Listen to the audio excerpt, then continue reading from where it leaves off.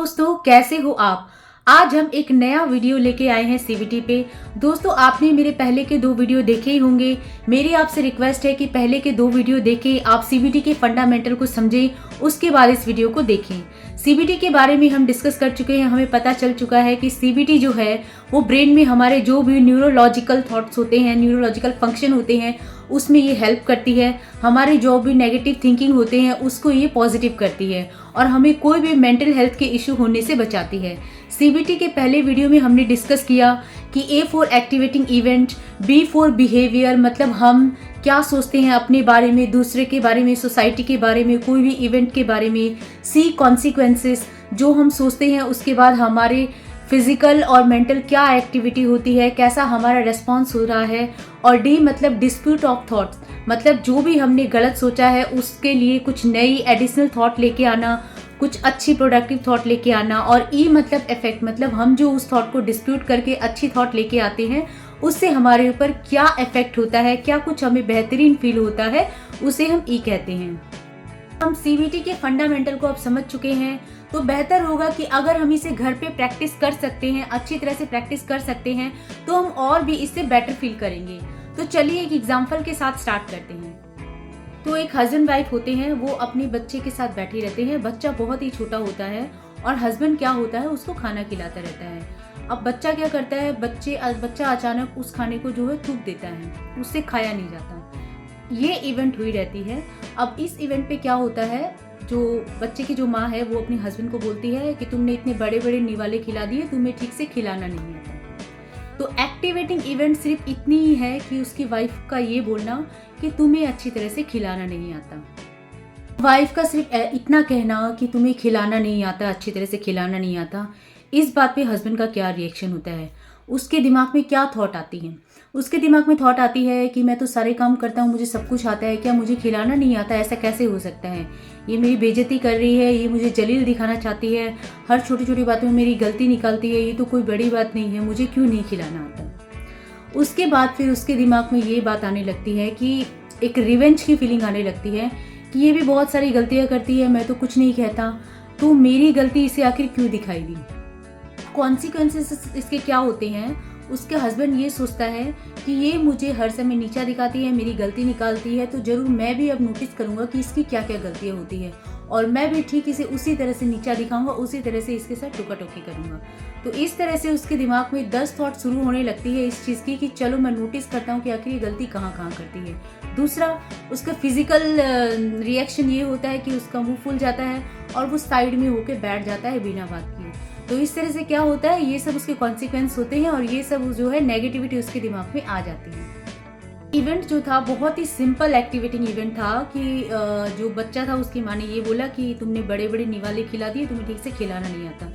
लेकिन इसका जो रिएक्शन हुआ, इसका जो बिहेवियर हुआ वो गुस्से वाला हुआ और उस गुस्से का जो काउंटर रिएक्शन था वो रिवेंज वाला हुआ। और उस रिवेंज के चक्कर में जो उसके हस्बैंड थे उसने दिमाग में लिस्ट बनाना शुरू कर दी कि इसकी कहाँ कहाँ गलती होती है, मैं इसे टोकता हूँ।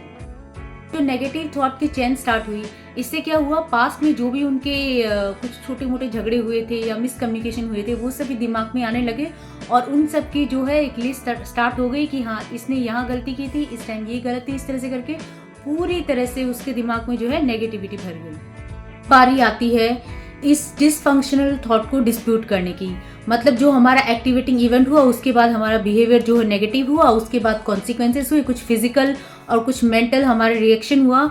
अब डी जो है उस पर हमें इस थॉट को जो है डिस्प्यूट करना है, मतलब ये जो थॉट है इसके बदले मोर रियलिस्टिक थॉट को हमें लेके आना है। आपकी वाइफ ने जो आपको बोला कि आपने बड़े बड़े निवाले खिला दिए, आपको ठीक से खिलाना नहीं आता, अब ये जो बात है इस बात का क्या प्रूफ है कि आपको नीचा दिखाने के लिए बात कही गई। इस बात का ऐसा तो कोई प्रूफ नहीं है। या फिर ऐसा है कि इससे पहले आपका झगड़ा हुआ हो, नॉर्मल सी एक इंसिडेंट थी, नॉर्मल से एक इवेंट थी जिसमें जस्ट इतना बोला गया।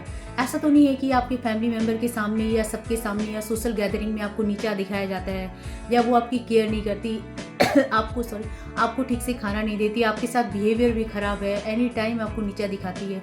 क्या ऐसा हमेशा होता है? नहीं, ऐसा तो नहीं होता। तो फिर हो सकता है ये इसको दूसरी तरह से सोच सकते हैं कि उसे अपने बच्चे के लिए ज़्यादा प्यार है, इसलिए वो चाहती है कि उसके बच्चे की जो भी केयर है वो अच्छी तरह से हो। तो एक होता है इंटेंशनली किसी को बोलना, एक होता है सिचुएशन देख के बोलना। तो हो सकता है उस सिचुएशन के अकॉर्डिंग जो सही लगा वो उसने बोल दिया। ऐसे ही दोस्तों ये रियलिस्टिक थॉट दिमाग में आई तो इससे ये दिमाग में आ गया कि नहीं, ये जो बात मुझे बोली गई थी, मुझे नीचा दिखाने के लिए नहीं बोली गई थी, ये मेरे बिहेवियर को उस टाइम ठीक करने के लिए और उस सिचुएशन पे जो है ये बात बोली गई थी। तो इस तरह से एक मोर रियलिस्टिक, मोर एक अच्छी सी थॉट यहाँ पे ऐड हो गई। जैसे हमने डी से उस थॉट को जो है डिस्प्यूट किया, ई से हमारे अंदर इफेक्ट क्या हुआ, हमें अच्छा फील हुआ, बेहतर फील हुआ।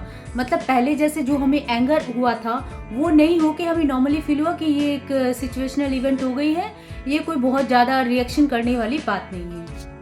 दोस्तों यहाँ हमने अच्छी तरह से समझ लिया कि किस तरह से एक्टिवेटिंग इवेंट हुई, उसका बिहेवियर कैसे नेगेटिव हुआ, उसके बाद क्या क्या कॉन्सिक्वेंसेस हुए और उस थॉट को हमने किस तरह से डिस्प्यूट किया।